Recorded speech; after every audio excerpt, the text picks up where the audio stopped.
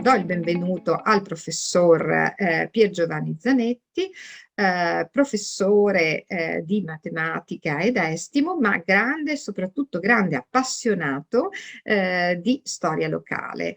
È stato fondatore anche di un'associazione che si è occupata proprio anche della tutela della storia del fiume e soprattutto degli uomini lungo appunto il fiume, della loro vita, delle imbarcazioni, dei barcaroli, e proprio di questo noi andremo a parlare questa sera. Do il benvenuto quindi a Pier Giovanni Zanetti, che ci parlerà della vita e della storia lungo il Piovro, questo canale che lambisce proprio il portello. Buonasera, professor Zanetti. Buonasera. Le do il benvenuto e mi auguro che sia questa una serata interessante non solo per noi ma anche per lei, e spero che appunto ci siano domande alla fine di questo appuntamento da parte di tutti voi, perché sicuramente ci saranno delle curiosità particolari da svelare. Buonasera a tutti e do la parola al professor Zanetti. Anch'io cambio il saluto.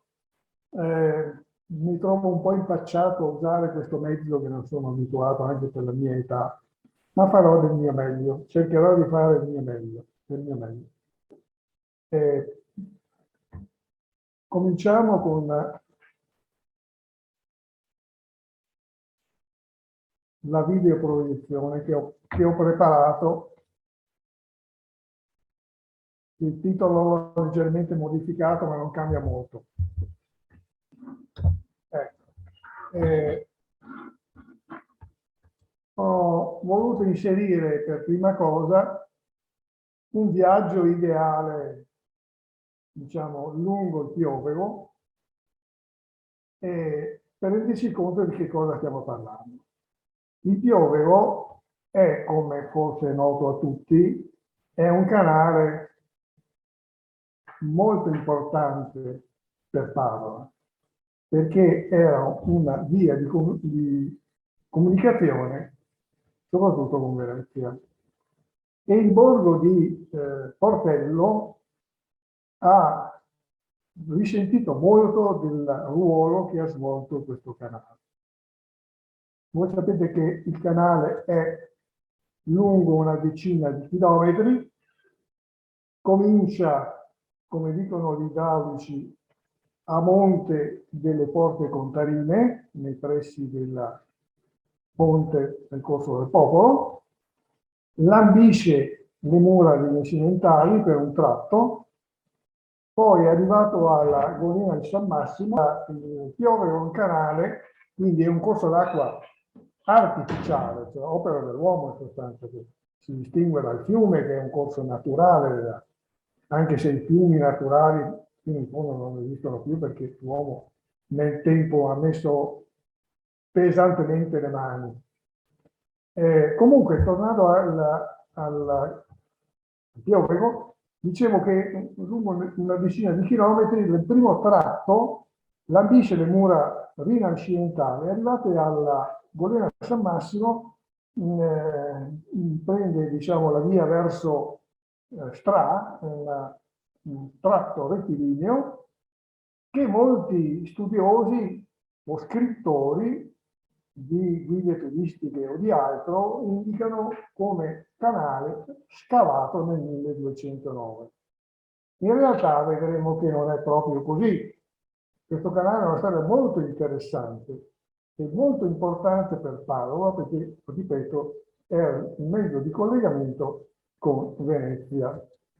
Allora, vedendo la prossima, ecco, facciamo questo viaggio veloce per introdurre l'argomento per chi non è pratico di questa zona.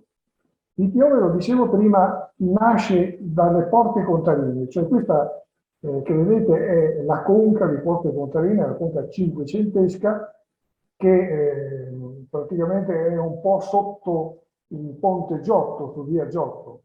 E da qui, da questa conca, inizia il corso d'acqua che si chiama appunto Piovero. Superato il ponte sul Corso del Popolo, si trovava pochi metri dopo questo scenario, questo panorama, cioè il gasometro. Il gasometro anche per Padova è stata una cosa molto importante. Qui siamo nella seconda metà dell'Ottocento, ha cominciato a produrre gas per l'illuminazione stradale, poi il gas è stato, come dire, convertito per l'uso di riscaldamento domestico e per le industrie. Era un gas di città, attenzione, che noi abbiamo sostituito, come vedrò più avanti, non molti anni fa, con il gas metano.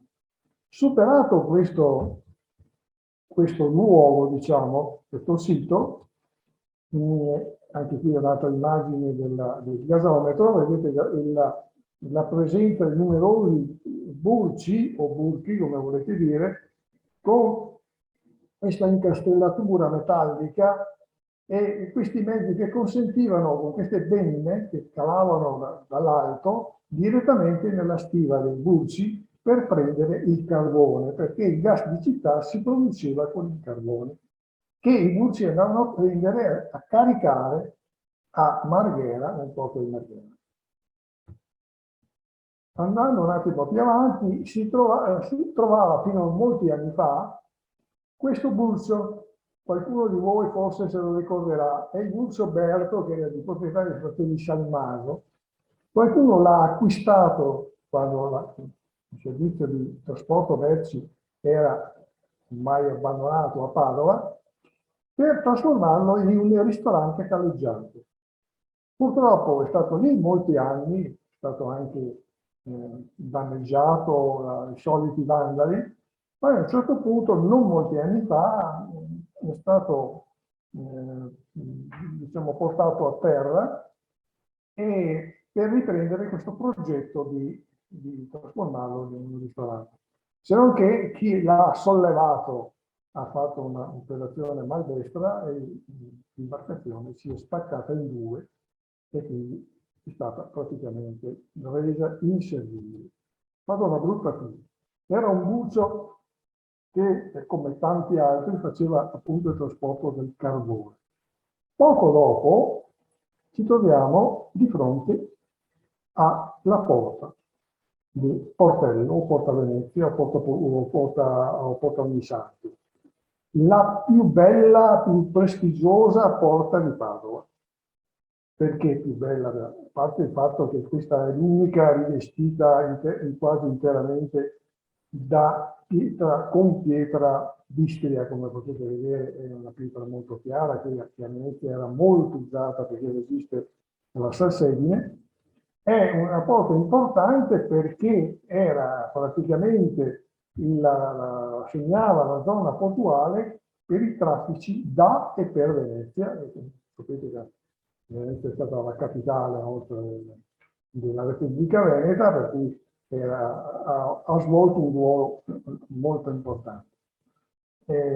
Di fronte a questa porta c'è il ponte, che prima originariamente era in legno, era un ponte elevatorio, poi nel Settecento è stato ricostruito in muratura. Andiamo avanti, andando avanti vediamo che sempre in barca arriviamo al punto che sulla destra siamo di fronte, non si vede però, siamo di fronte al Parco Pistomba, che poi è stato denominato Ventolina Natale per i due elicotteristi che sono morti nel corso di una guerra nella ex Jugoslavia. E vedete sullo sfondo il ponte realizzato negli anni 20 in prolungamento di via Ognissanti. Sottopassando anche questo ponte, subito dopo troviamo un'altra cosa interessante lungo questo fiume, la Piarda Finesso, la Piarda o il deposito Finesso. Qui è una costruzione che ancora sopravvive, anche se molto, diciamo, danneggiata dal tempo.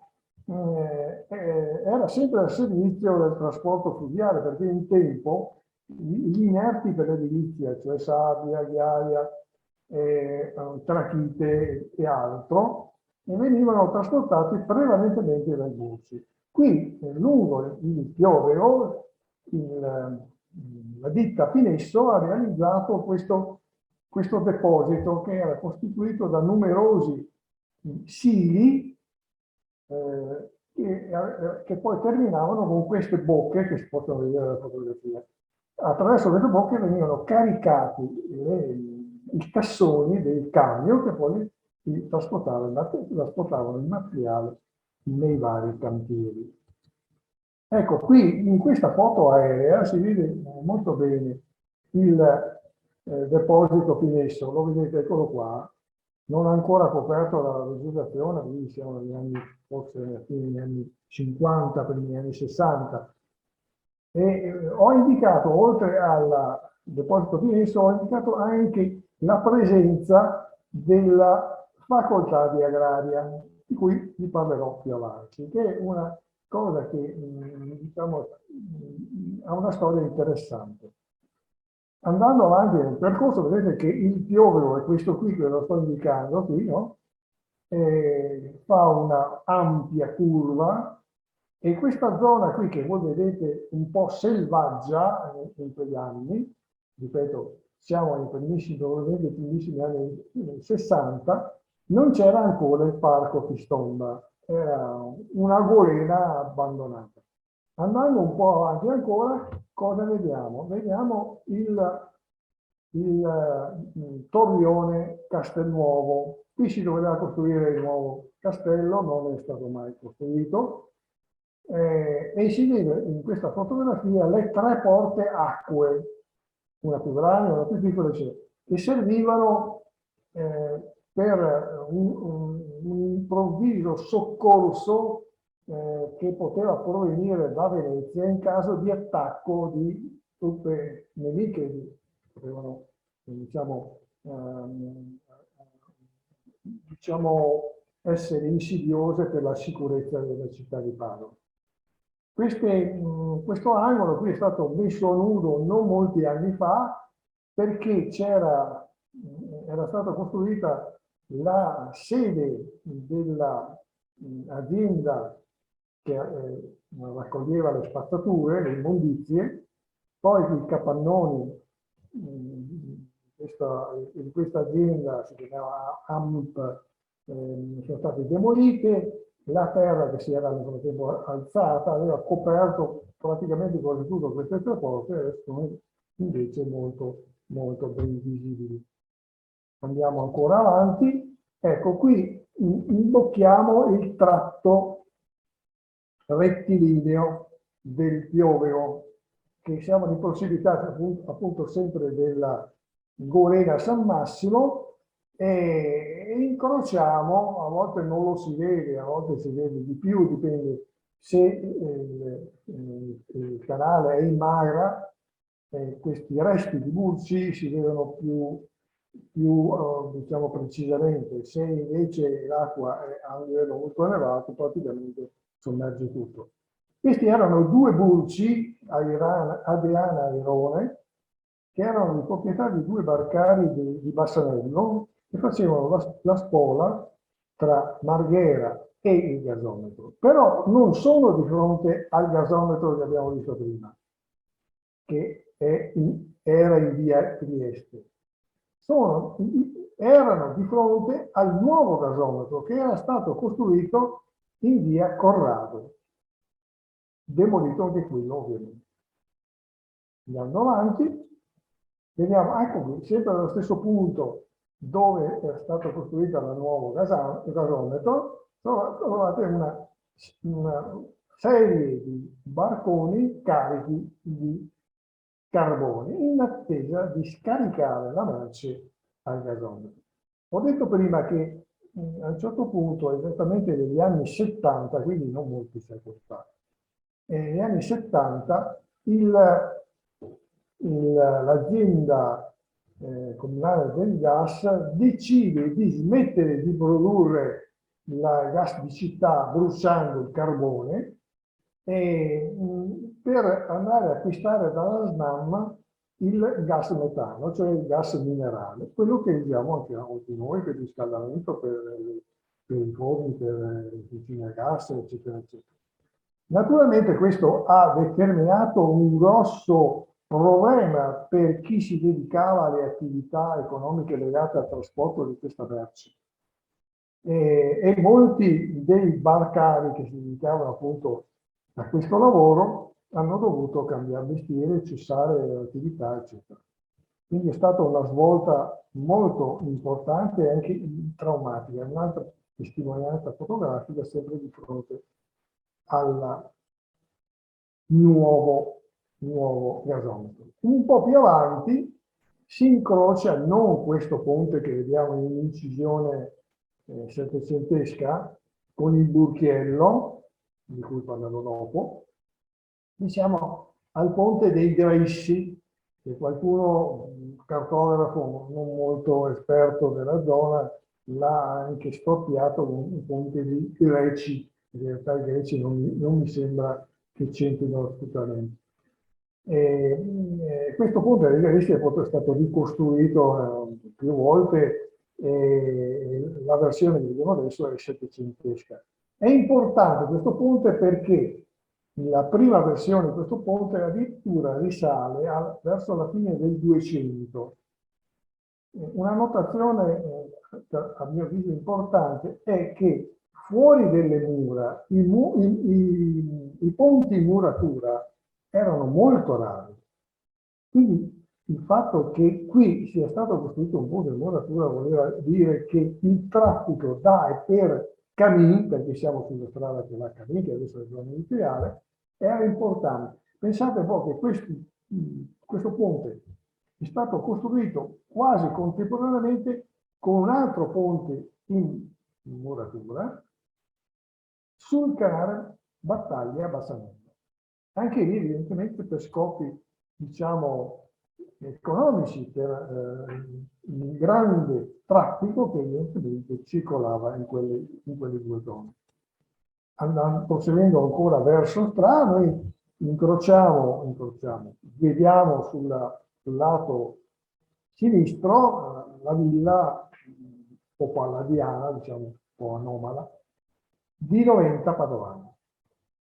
Ancora più avanti noi troviamo il ponte di Noventa Padovana, che non è quello che vediamo in questa cartolina, questo è il ponte vecchio, perché qui cosa succedeva? Che le barche che transitavano in questo canale dovevano superare un salto d'acqua di poco meno di 1 metro e era molto difficile in risalita. In discesa era facile, ma in risalita era molto difficile.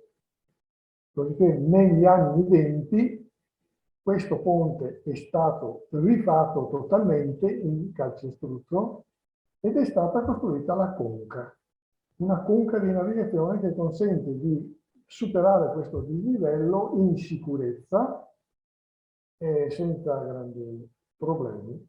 È una conca che comunque però prevede un salto d'acqua molto modesto, tant'è che quando ci sono le brentane, cioè le piene, l'acqua sommerge completamente la conca e non ci si accorge nemmeno della sua presenza. E questo è stato anche è stato da sempre un grosso problema perché si interra, cioè l'acqua deposita nel fondo della conca sabbia e limo e quindi bisogna pulirlo ogni volta. Finalmente siamo arrivati alla conca di Stra. Cioè praticamente siamo arrivati al collegamento con la Brenta. Questo che il Buccio Nuova Maria sta percorrendo è appunto il tratto di collegamento tra il Brenta e Stra stesso. Finita questa, diciamo, questo excursus veloce sulle caratteristiche principali di questo corso d'acqua, voglio tornare su quel discorso che avevo accennato prima. Cioè, questo canale lungo 10 km ha una storia molto, molto strana. Allora, per capire la storia molto strana di questo canale, bisogna fare una premessa. Prima di questo canale, come ci si regolava? Il trasporto su acqua, come veniva effettuato? Dunque, bisogna subito precisare che chi in barca voleva recarsi a Venezia doveva fare questo percorso qui, cioè quello che è il Roncaliete, cioè il ramo principale del Bacchiglione. Cioè, venendo per esempio da Selvazzana, no? Si arrivava a Vassanello, si attraversava la città attraverso il naviglio interno, si arrivava alla conca di Porto Contarine, che è appunto il ciclo si pesca, è arrivata alla conca di Porto Contarine e si lambiva le mura per poi, fermarsi, perché in effetti non c'era il collegamento con il. E allora cosa è successo? Che è stata scavato il canale Santa Sofia. Quindi attraverso il canale Santa Sofia si poteva raggiungere il canale San Massimo, si poteva raggiungere le grade di San Massimo, dove c'era il ponte, scusate, sono andato troppo avanti, c'era il porto del sale e qui ci si dirigeva verso Ponte San Nicolò, Bovolenta, Ponte Ronimo, per poi arrivare in Laguna si poteva arrivare a Venezia. Quindi un lungo percorso molto, per chi conosce il Bacchiglione, cioè, o meglio il canale Roncaliete, sa quanto tortuoso sia il percorso, il canale sia molto ristretto, eccetera, eccetera. Quindi a un certo punto si è sentita la necessità di fare un collegamento diretto per arrivare a Venezia, ma non ancora esisteva il Fiore.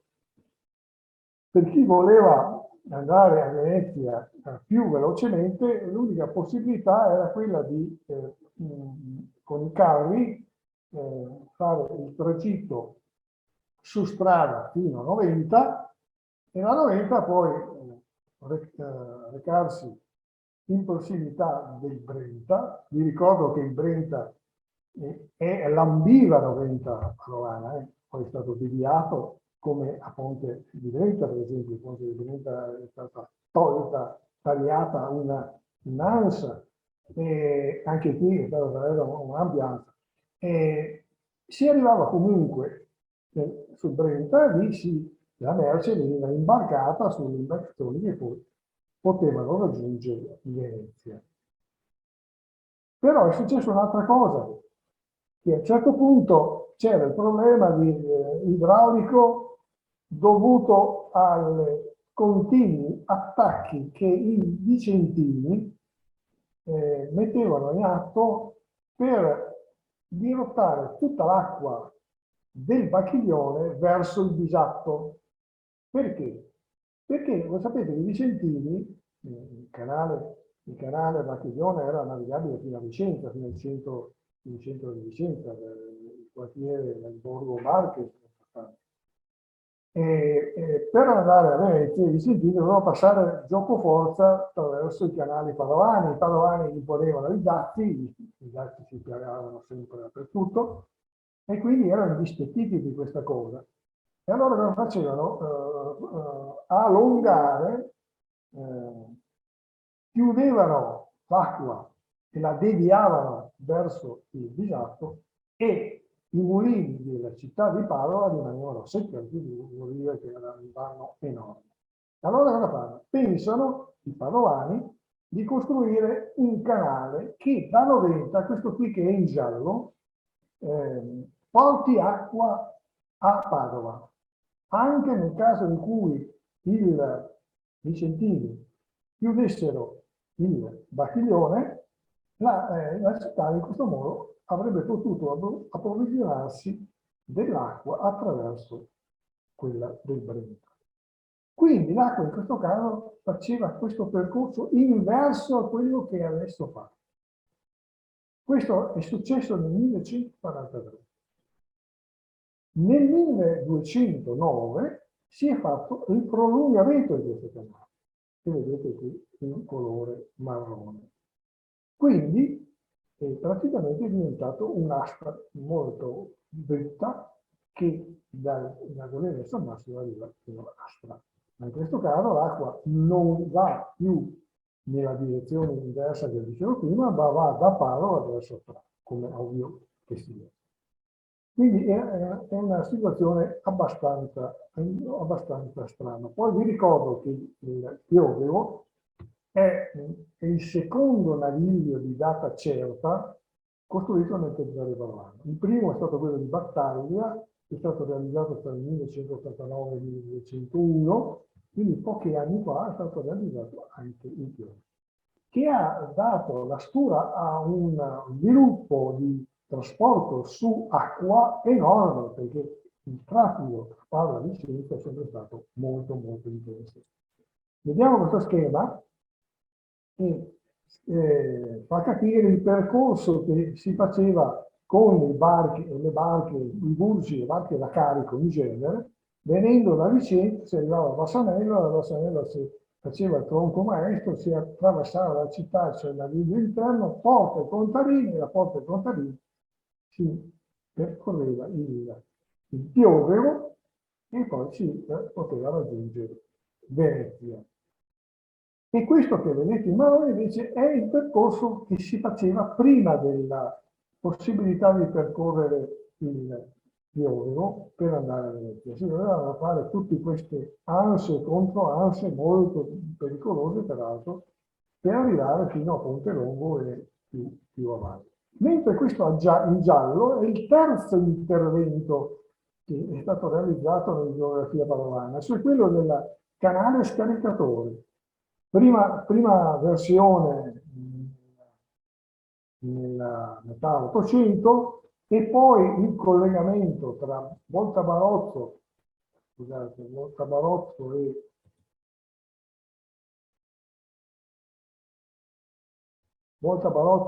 e San Gregorio, che è questo tratto negli anni 30.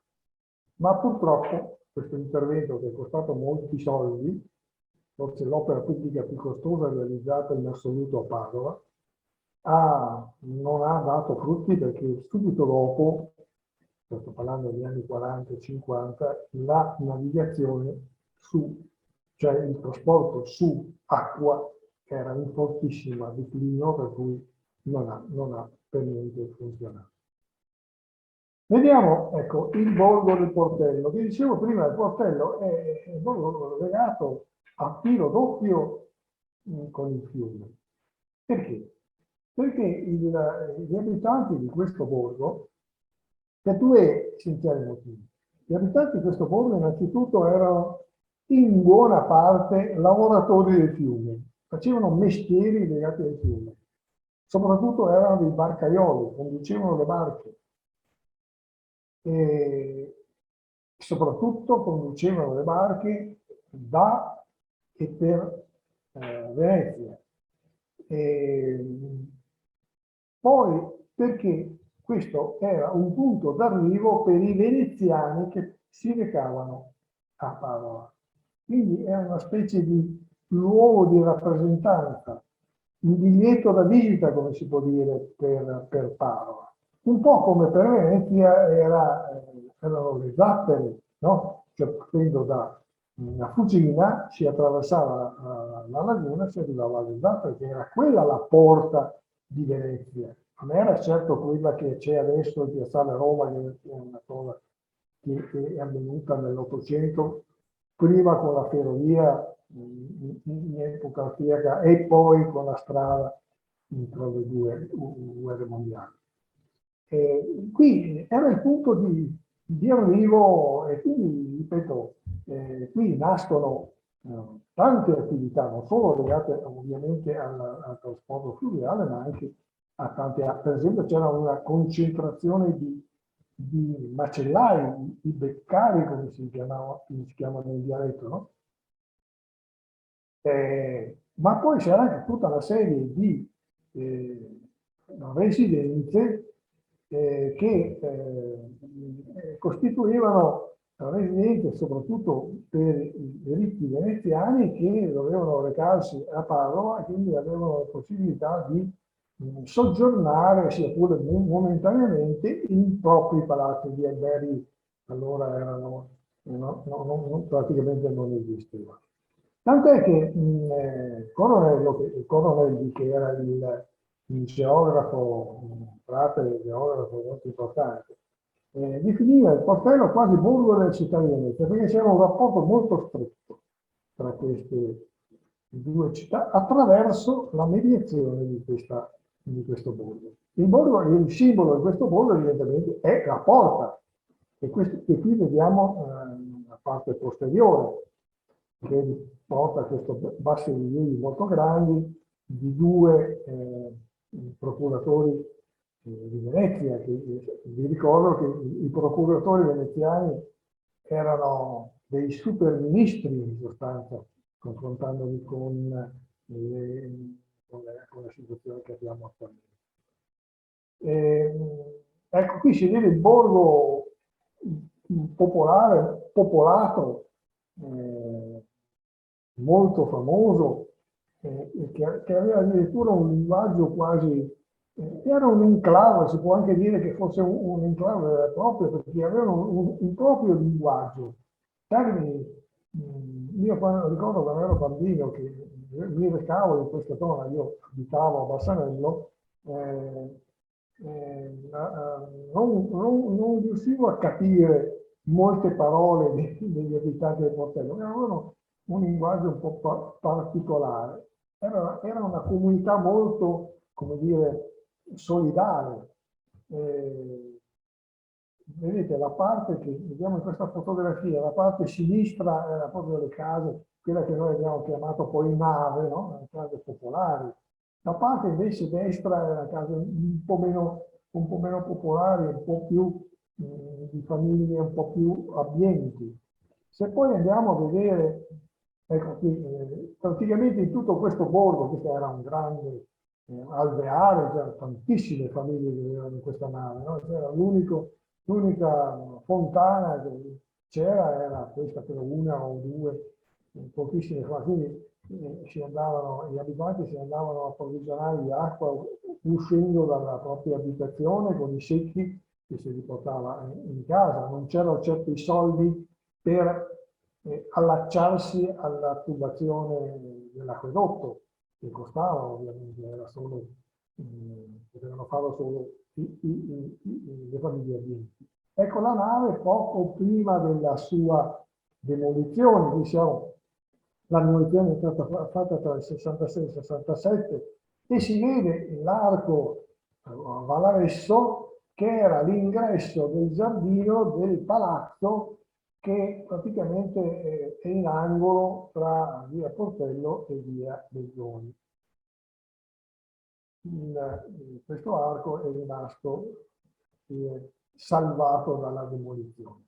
Guardate, io molto sommariamente ho indicato in questa piantina del Valle gli insediamenti religiosi e i palazzi di una certa importanza, oltre che naturalmente i corsi d'acqua. Per quanto riguarda gli insediamenti religiosi c'era la chiesa dei Santi, la chiesa di San Massimo, importanti la chiesa di Santa Sofia, la chiesa di San Mattia, poi altre, diciamo, chiesette come la Beata Elena e all'altra che adesso non vi sto a dire. In colore rosa sono indicati i palazzi vincenzi. C'erano lungo via Bezzoni e via Ognissanti, ce n'era una quantità notevole, anche fuori delle mura, vicino alla scalinata, fuori dalla porta, in sostanza c'erano due residenze abbastanza importanti. Per i motivi che ho detto prima, era un biglietto da visita per la città e quindi si costruiva una residenza per fare gli affari a Padova, per stare temporaneamente, non tanto per villeggiare, ma tenere gli interessi che quelli che avevano evidentemente la possibilità tenere interessi anche a Padova. Il trasporto acqueo. Il trasporto acqueo si effettuava in varie maniere, naturalmente con barche di varie dimensioni.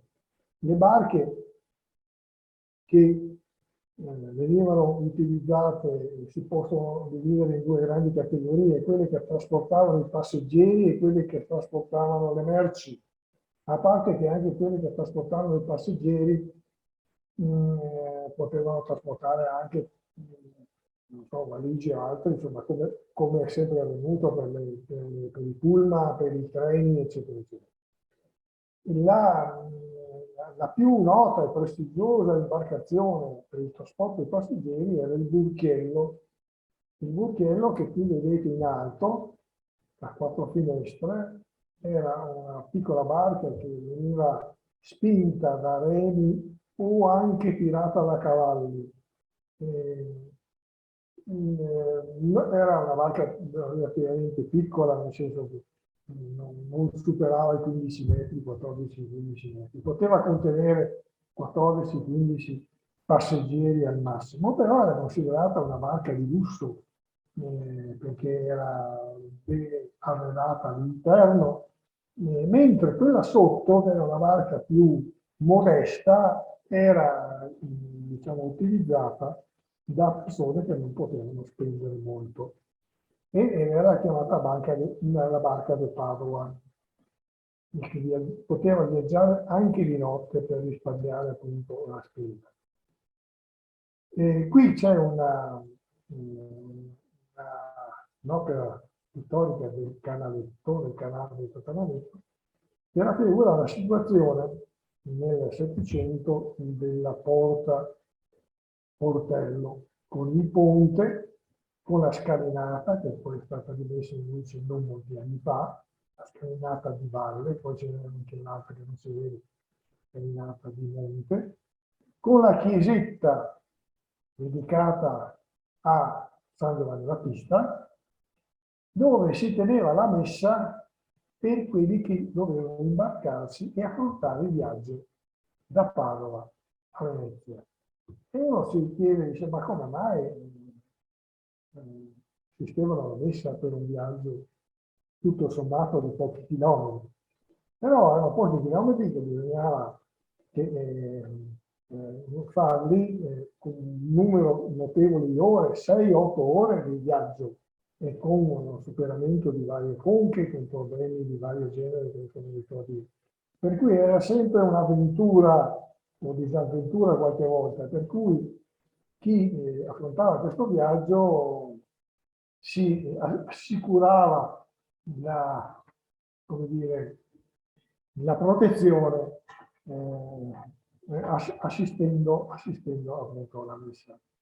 Un'altra immagine di questa zona è questo bel disegno acquarellato ottocentesco e qui si vede già il ponte non più levatoio in legno ma in muratura, ma si vede anche questa edicola che è stata, che è ancora presente, è stata costruita diciamo, dai barcari del portello, dai barcaioli del portello, dedicata alla Madonna, e qui sulla frontale c'è anche, una cosa che vi farò vedere, c'è un bassorilievo che proprio è il simbolo della fraglia, la fraglia è la corporazione dei barcaioli di Portello. Un'altra cosa in queste immagini molto interessante, vedete questo è un burchello con 3 finestre, probabilmente questa invece è una barca di Padova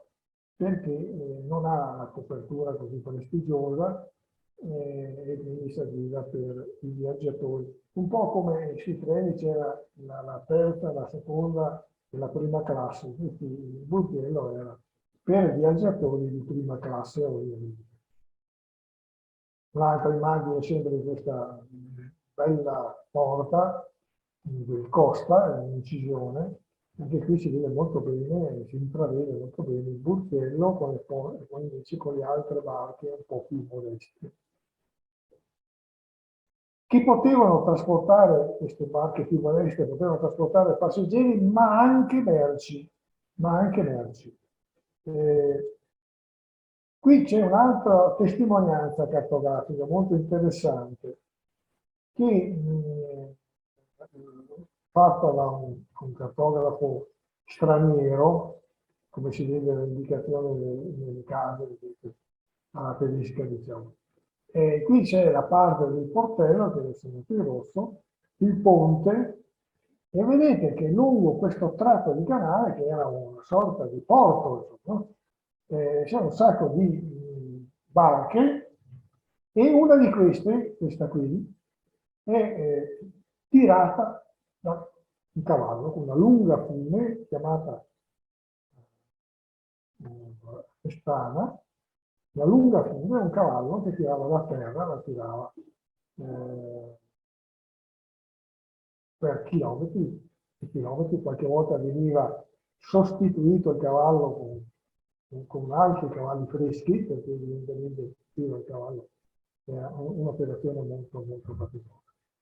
E un'altra immagine della porta del portello è questa qui, che dice il ponte ancora in legno, però c'è un'immagine molto bella del burchiello pronto per la partenza in direzione di Venezia. Vedete che la fune con la quale attraverso appunto il tiro con i cavalli era legata all'antenna, una specie di albero, e dall'albero poi veniva legata la fune a un mancolo che era verso poppa. Il tiro ai cavalli era un servizio che veniva effettuato da dei cavallanti, cioè delle persone che mettevano a disposizione i cavalli per il tiro da terra. A Portello c'era anche questa figura professionale, come c'era in altri ambiti legati ai film. Qui questa immagine che ho inserito fa vedere intanto al centro il torrione Portello vecchio o nuovo, con a fianco questo pancone pescatore che viene calato a modo di ghigliottina, che collega il Piovego con il Roncaiete. Lì il fotografo ha scattato la fotografia dalla riva del Roncaiete, il canale Roncaiete, che è praticamente la prosecuzione del Bacchiglione, perché il Bacchiglione è un fiume stranissimo. Quando arriva a Padova perde il suo nome, gli diventa tronco comune, tronco maestro, eccetera, eccetera. E qui addirittura da qui in giù non ha perso continuamente il suo nome originario e diventa canale di Roncaiete. Ecco, il passaggio di Banchi passava sotto le gravi del San Massimo, vedete questo ponte. Le gravi erano chiuse di notte per motivi fiscali e di sicurezza, ovviamente, e qui si intraprendeva il viaggio, come dicevo prima, verso San Nicolò, verso Bovolenta, verso Ponterongo e la Laguna. Questo collegamento qui col Pancone è stato realizzato nell'Ottocento, e dopo forse diremo due parole su questa cosa. Ecco, vedete, questa è una lapide che copriva la tomba di uno appartenente alla famiglia dei Barcaioli di Portello, che si può vedere nel chiostro vecchio della chiesa di San Francesco Grande. Ce ne sono addirittura due di questo tipo. C'era un legame molto forte tra la Flavia, questa corporazione, e i frati di San Francesco Grande, dove c'era peraltro anche l'ospedale. Ecco, vedete, questo è invece il bassorilievo, sempre raffigurante un burcio, un lato della edicola dedicata alla Madonna, dove all'interno sono stati collocati, qualcuno sicuramente l'avrà notato, sono stati collocati degli ex voto, per quelli che sono stati miracolati per l'intervento della Madonna, li ha guariti. Ci sono varie attrezzature mediche. Questa invece è un'immagine brutta dal punto di vista tecnico, ma che documenta un fatto molto importante. Qui siamo nel 1959, ma non siamo a Portello, siamo a Bassanello, sul ponte sul canale Scaricatore. Qui arriva a Bassanello nel 1959 questo vaporetto veneziano, il quale è venuto per provare di istituire una linea turistica tra Padova e Venezia, lungo i vari canali e soprattutto lungo il naviglio dell'Italia. Perché? Perché a un certo punto, come ho detto prima, negli anni 50 la navigazione per i passeggeri soprattutto, ma non solo, era calata fortemente per la forte concorrenza della ferrovia, che nel frattempo le ferrovie, linee ferroviarie erano state costruite già a partire dalla metà dell'Ottocento e già allora i portellati avevano sentito diciamo, le ripercussioni negative, perché hanno visto diminuire i passeggeri in barca e i passeggeri si sono orientati più a un servizio più sicuro, più veloce come quello appunto del treno. Negli anni 50 cessa non solo il trasporto dei passeggeri definitivamente, ma anche quello delle merci, salvo il caso del carbone per il gasometro e qualche sabbionara che portava qualche inerte qua e là. Così che è venuta l'esigenza di istituire una linea turistica che poi ha iniziato l'anno dopo, nel 60, e ha avuto uno strepitoso successo, solo che diciamo che l'itinerario originario era Portello, Naviglio Brenta, Venezia. Poi, perché in quanto il giro era molto, molto lungo, troppo lungo, si è pensato di accorciarlo e di far partire le barche non più dal Portello, dal Bassanello, e poi dal Bassanello si è spostato definitivamente a Strano. Vedete qui invece la scalinata del Portello, che era il porto praticamente del Portello, interrata. Qui siamo negli anni 80, quando gli amici del Chiodo cominciano a scavare e trovano i gradini che adesso noi possiamo ammirare, no? Sepolti da un metro di terra che era stata deposta quando sono state fatte le pulizie dell'alveo nel canale stesso.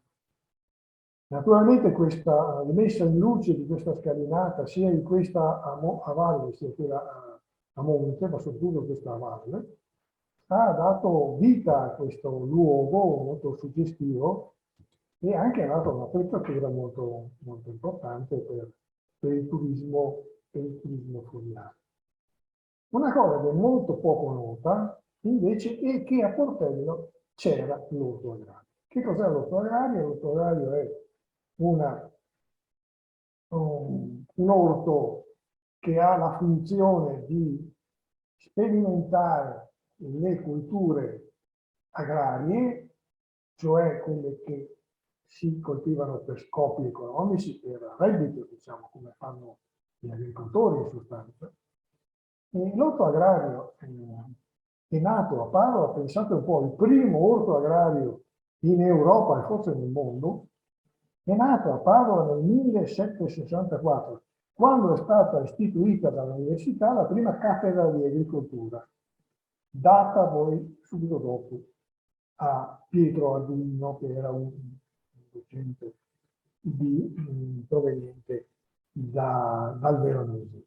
Questo orto agrario si insedia con dei campi sperimentali a Santa Croce. Se non che a un certo punto l'amministrazione comunale di Padova decide di realizzare quello che noi chiamiamo oggi la città giardino. Quindi ha bisogno dell'area che era occupata dall'orto agrario di Santa Croce per trasformare questo quartiere e per, come dire, dare casa a quelle famiglie che erano state cacciate da alcune zone storiche, diciamo malconce, come quelle della zona di Santa Lucia, però poi è finito che questo città giardino non è servito per ospitare le famiglie povere, anzi il contrario, ha finito con ospitare le famiglie ricche di Padova. Ma a parte questo aspetto, quindi l'orto agrario deve sloggiare da Santa Croce e dove va? Va a insediarsi qui nella zona del Portello, quindi in quest'area qui. Siamo nel primo Novecento, area che è priva di edifici. Gli edifici sono tutti allineati lungo le vie Portello, via Brisoni, via Ognissanti. Qui c'era un'area di proprietà dei padri Ardeni, poi c'era anche il tiro a segno. Insomma, il comune acquista quest'area di pochi ettari per farne un nuovo orto agrario. L'ingresso di questo, ecco, questa è un'altra pianta che mette insieme con tutti gli insediamenti che nel frattempo sono avvenuti degli istituti universitari come quelli di Laurica, per esempio. L'ingresso in questo immobile è questo palazzo ex Baggio, ex Armeni, che per molto tempo è stata sede dell'Istituto Universitario delle Costruzioni Marittime. L'orto agrario è sopravvissuto fino agli anni 40. Perché è sopravvissuto? Perché a un certo punto la disciplina, cioè la cattedra di agraria, già in epoca austriaca era stata abolita, per cui l'orto è stato assegnato come competenza alla scuola di applicazione degli ingegneri, e gli ingegneri qui avevano l'istituto di costruzioni marittime. Insomma, è durato un po' di anni fino alla fine degli anni 40 al servizio di questa facoltà di ingegneria, non più ovviamente per formare degli agronomi, ma per formare degli ingegneri. È strana cosa poi che negli anni 50 in quest'area, verso via Gradenigo, è sorta la facoltà di agraria, perché un'altra cosa molto incomprensibile è che Padova ha avuto la prima cattedra di agricoltura del mondo e non aveva ancora la facoltà di agraria, ce l'aveva a Milano, Firenze, Bologna, Napoli e via, ma non Padova. Padova si dota della facoltà di agraria solo negli anni 50 e va a insediarsi nell'area dove era l'orto agrario. Poi voi sapete che la sede di via Gradenigo della facoltà è stata demolita non molti anni fa per traslocare in quel di Legnano, nell'Agripolis. Adesso è sorto in quell'area invece un altro istituto universitario. Vedete queste interessanti fotografie dell'orto agrario quando comincia diciamo, a funzionare. Siamo negli anni 20, infatti il trasloco è venuto nel 24, nel 23-24, e si vedono ancora i lavori per trasformarlo in un campo sperimentale. Ecco qui vedete, sullo sfondo c'è la porta Portello, la porta di Santi, come vedete, poi il palazzo Tessaro, che emerge da questo muro che circonda questa area coltivata, muro che è prospiciente all'attuale via Gradenigo. Ecco, questa è un'altra panoramica dell'orto agrario, che sono impianti per la tecnica della coltivazione idroponica, cioè sull'acqua in sostanza, ma come dicevo prima è durato molti anni. Un altro problema che si poneva in questa zona era l'acqua, la troppa acqua, cioè le brentane che alluvionavano intere zone. Pensare che l'orto agrario aveva sede a Santa Croce e già aveva problemi anche a Santa Croce, no? Tant'è vero che la zona in Banzo probabilmente questo toponimo deriva dal fatto che il terreno è basso di quota, e quindi è un terreno dove l'acqua ristagna facilmente. L'orto agrario da una zona in sofferenza d'acqua, di troppa acqua, va a trasferirsi in un'area altrettanto problematica da questo punto di vista. Qui siamo nell'alluvione, nell'ossa alluvione del 1905, vedete l'acqua a che livello è arrivata, ma poi anche negli anni successivi. Ecco, l'acqua, guardate come alluvionava anche l'orto agrario. Questo è il muro che avevamo visto prima un attimo fa, che è all'interno dell'orto agrario. Ecco, e questa è l'immagine dall'alto aerea, dove io ho indicato la facoltà di agraria, ripeto, demolita non molti anni fa, il complesso di Finesso, che fa parte anche del giro industriale, e vedete il percorso del Piove, con il collegamento tra Piove e Roncaiete, che è in questo punto, cioè che passa proprio di fronte al torrione del portello. E ultima cosa, l'ultimo Burcio. Questo Burcio, che vedete più avanti, oggi si può abbinare nel parco Pistomba, ha una storia interessante, non tanto perché la mia associazione Zero Square si è battuta per il recupero delle barche tradizionali, ancora a partire dal 1991. Ha cominciato a recuperare barche e soprattutto ha recuperato l'ultimo esemplare di vero Burcio che allora è in circolazione. Non ce ne sono più in circolazione. E quindi abbiamo sentito il dovere civico di investire lavoro e anche soldi molto spesso per recuperare questa barca.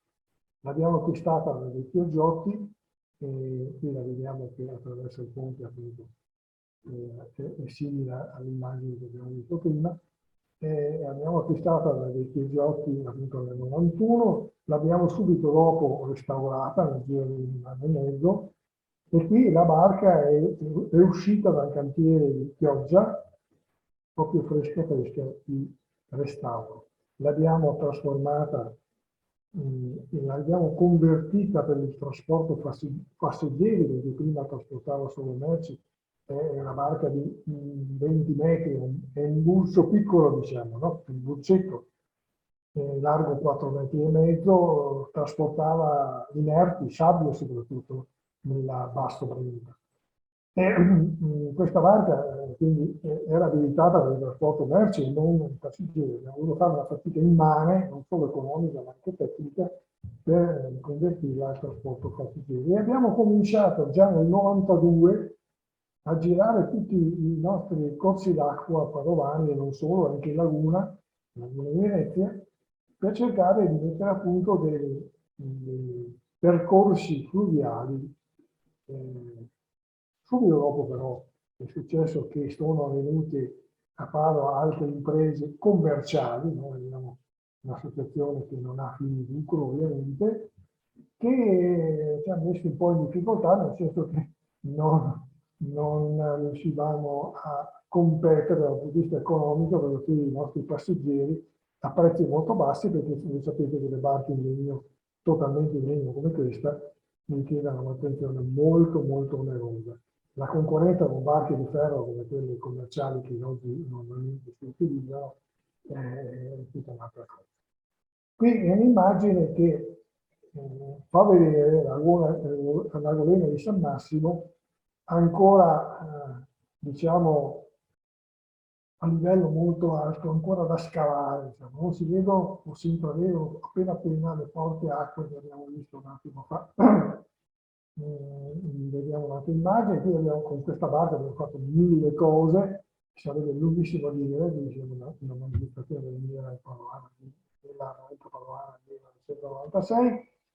E una cosa che è interessante è vedere la tecnica attraverso la quale si tirava le barche con cavalli da terra. Vedete, questo è un burcio, comunque una barca. Questo è il cavallo che sta camminando nella via Alfaia, no, quindi ai limiti dell'acqua, del canale o del fiume, con una lunga un lungo cavo ho detto prima, si chiama alzana o carea, è legato indirettamente con il tronco dell'albero e poi alla fine un bancolo a poppa. Agendo sul timone si contrastava la tendenza della barca di avvicinarsi troppo alla sponda e quindi con un'abilità non comune, sia da parte del cavallante che doveva dare un passo particolare al cavallo, sia del barcaro che doveva agire sul timone per stabilire una rotta rettilinea e possibilmente sufficientemente distante dalla riva. Ecco, qui abbiamo fatto persino nel 99 abbiamo fatto una dimostrazione di questa operazione. No? Abbiamo trovato un vecchio cavallante che aveva un cavallo e questa lunga fune che si intravede qui, legata al tronco dell'albero, che è il nostro Brucio Nova Maria, a Stra abbiamo fatto qualche centinaia di metri per far vedere come si procedeva quando non c'erano ancora i motori a bordo in queste imbarcazioni. Poi abbiamo fatto il presepe galleggiante proprio di fronte alla conca di Porto Montarine, avevamo ricostruito anche le vele, pur essendo un Vulcio motorizzato, aveva tutte le caratteristiche, le caratteristiche del Vulcio a vela, per cui abbiamo, senza commettere errori, abbiamo ricostruito filologicamente in maniera veramente corretta e abbiamo esposto il Burcio di traverso di fronte al ponte sul corso del popolo.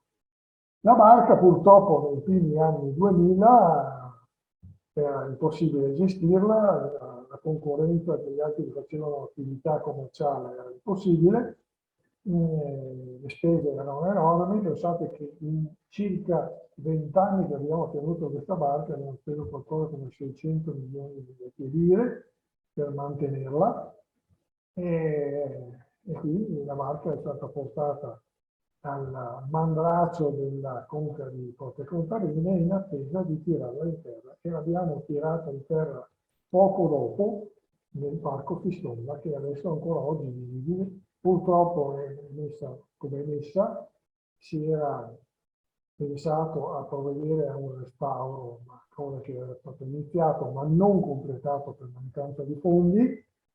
Questa barca poi è stata coperta dal comune di Padova molto tardi, quindi ha fatto in tempo a rovinarsi parecchio. Adesso stiamo tentando con i nuovi gestori di questo parco di rimetterla in sesto per trasformarla in un oggetto da far vedere e illustrare a tutti quei turisti che frequentano sia il Pioveo, i barchi appunto per turismo, sia i frequentatori del parco stesso.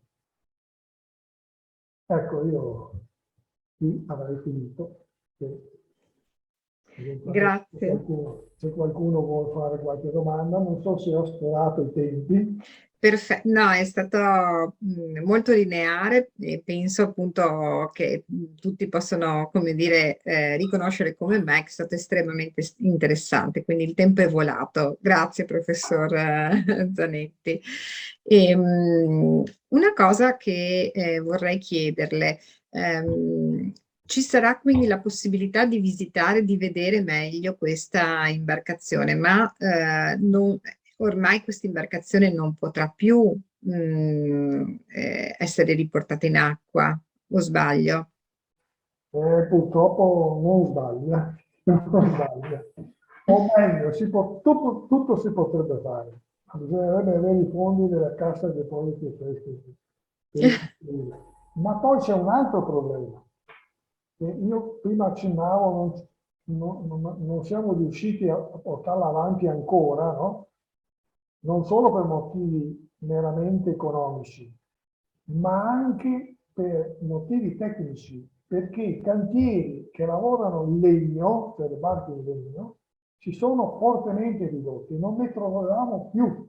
Cioè, i nostri cantieri di riferimento erano a Chioggia non ce n'era, quando abbiamo acquistato il Burcio, ce n'erano due che lavoravano in legno, due sufficientemente grandi per barche grandi, perché non sono quegli schieri veneziani che fanno manutenzione alle gondole, sono che hanno bisogno di uno spazio molto più limitato, perché una gondola al massimo può fare 9 metri di lunghezza, questa qui è 20 e rotti metri, per cui ci vuole più spazio. Allora c'erano pochi, già pochi allora i cantieri in grado di lavorare in legno, poi ne chiude uno, noi eravamo praticamente obbligati a rivolgersi a quel solo cantiere di Chioggia che era disponibile, naturalmente si approfittava di questo monopolio e i costi erano lievitati tantissimo. Questo è stato un altro motivo che abbiamo dovuto abbandonare. Si può rifare, qualcuno dice ma potremmo portare la barca all'estero, portare in Slovenia, in altri stati che ci sono ancora chi lavora il legno nelle barche, però culturalmente è un'operazione che non è giusto fare, perché anche se questi cantieri stranieri riuscissero a fare, non avrebbero la competenza, la cultura, perché per fare quelle barche tradizionali noi ne avevamo tantissimi modelli. Questo è un Burso, ma c'erano tanti altri tipi di barche da carico, più piccoli, più grandi. Il Burso era in assoluto più grande per la verità, ma questo era un modello un po' più piccolo. Non ci sarebbe comunque la cultura alla base per fare queste cose, per cui ci verrebbe fuori una replica che non saprebbe da nulla. No, io credo che l'operazione in nuoto in acqua sia cosa di impossibile. Ci accontenteremo come dire, di rimetterla in sesto in modo da renderla visibile. Sicuramente la musealizzazione, diciamo, può anche preservare la memoria. Questo almeno è un buon tentativo, perché purtroppo si rischia anche solo di dimenticare certi mestieri.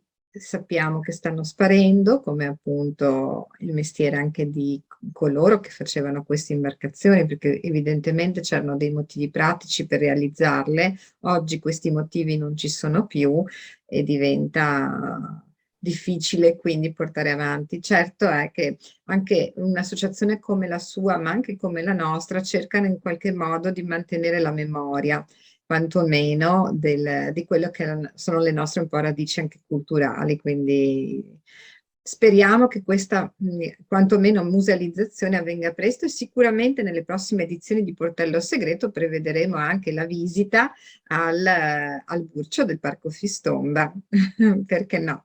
Sì, beh, sarebbe molto utile perché vedo che il termine Burcio o Burch detto alla Dante Alighieri l'uso è spesso un abuso, nel senso che si utilizza questo termine impropriamente.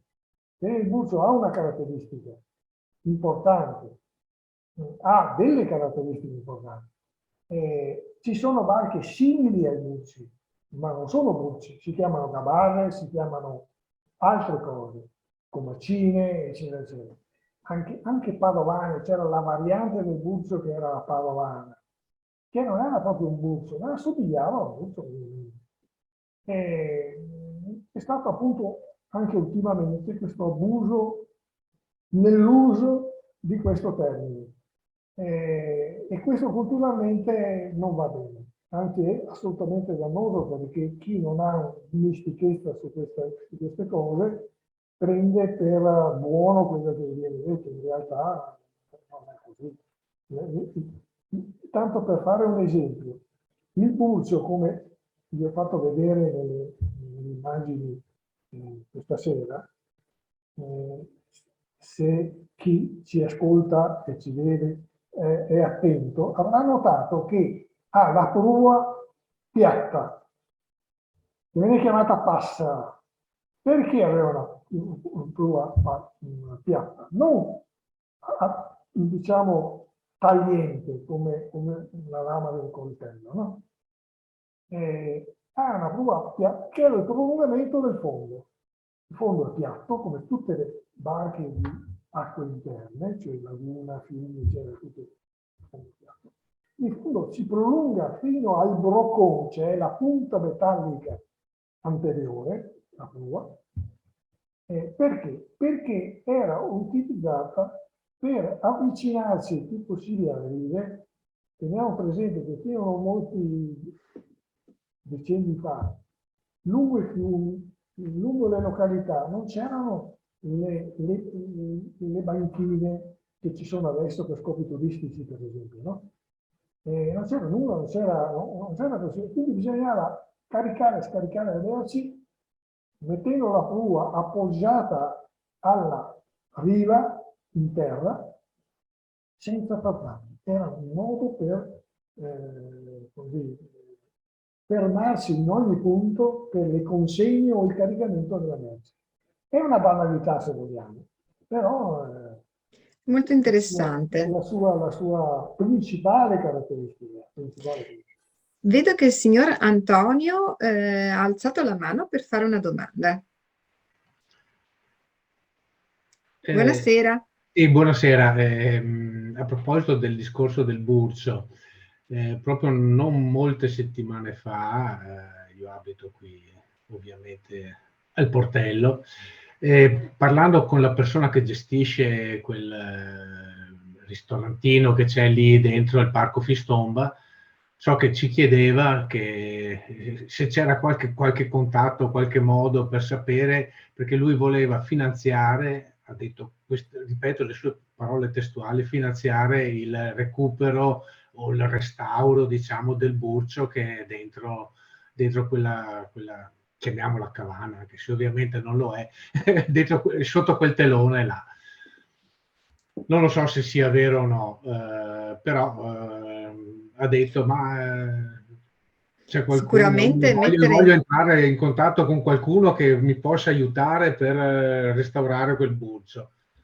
Sarà un'opportunità? Non lo so, chiedo a lei, dottor Zanetti, che è esperto del settore. Se vorrà venire qua al Portello la porto volentieri. No, Magari lo conosce già. Sono a conoscenza di questa iniziativa. Eh. Infatti in queste settimane qui sono in contatto con il nuovo gestore del parco per vedere, confrontarsi e vedere che idee ha e che possibilità ha per finanziare un'operazione di questo genere. Se si riuscisse a fare una cosa di questo genere sarebbe certamente utile per la città. Perché, come torno a dire, scusate forse vi annoio, perché mi ripeto, questo è l'unico esemplare del genere ancora visibile, anche se non funzionante, ma ancora visibile. Perché anche il Museo Navale di Venezia, che ha moltissime barche, grandi e piccole, non ha un esemplare di Burchio. Per vedere un Burcio tirato in terra bisogna andare in quel di Cesenatico, pensate un po', che è un Burcio padovano peraltro, recuperato da loro e noi invece li abbiamo trascurati in maniera incredibile. E fa parte della nostra storia, ma a parte questo, che può essere appannaggio di quelli appassionati di storia, che sappiamo che non tutti sono appassionati di storia, però questi oggetti rappresenta una memoria che può avere un valore economico dal punto di vista commerciale e turistico, perché il gestore nuovo del parco, io sto lanciando alcune idee, benissimo, la disponibilità per spendere soldi per restaurarla, ma quante cose si potrebbero fare con un oggettino in quel genere lì, lanciando la festa del Burcio, la festa del Barcaro, eccetera, eccetera. Cioè, io vedo che molte manifestazioni che si fanno in giro per i vari comuni non hanno nessun fondamento storico. Si inventano feste, delle cose per la birra che magari non c'entra niente con la storia del paese. Qui abbiamo invece un fortissimo legame, avevamo un fortissimo legame con queste imbarcazioni da carico. Sfruttiamolo anche dal punto di vista turistico-culturale. Questa è un'operazione che, se si fa, ha anche un ritorno economico importante, secondo me.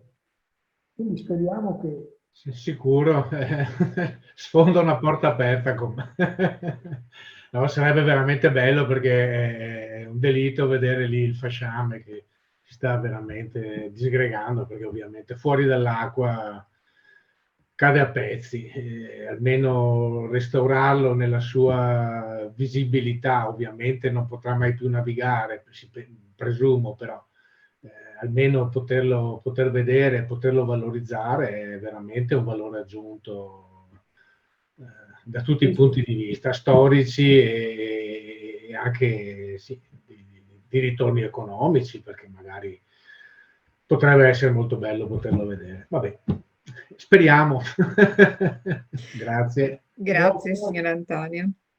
Grazie per il suo intervento, e se non ci sono altri interventi, visto che ormai sono le 22:30 quasi, direi di chiudere intanto questa serata. Ringrazio ancora il dottor Pier Giovanni Zanetti per questo suo intervento molto interessante, che ci riporta alle nostre radici, alle nostre origini, ai saperi di un tempo, che vanno, come si diceva e si è detto diffusamente in questa serata, preservati e conservati anche come opportunità per il nostro futuro e anche per il presente.